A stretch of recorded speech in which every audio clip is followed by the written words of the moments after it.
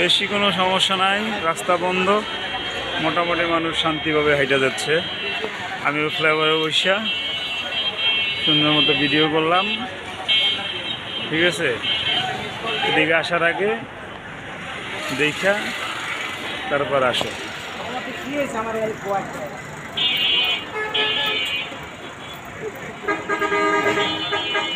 মোটামুটি সকাল 6টা থেকে এই অবস্থা। এখন বাজে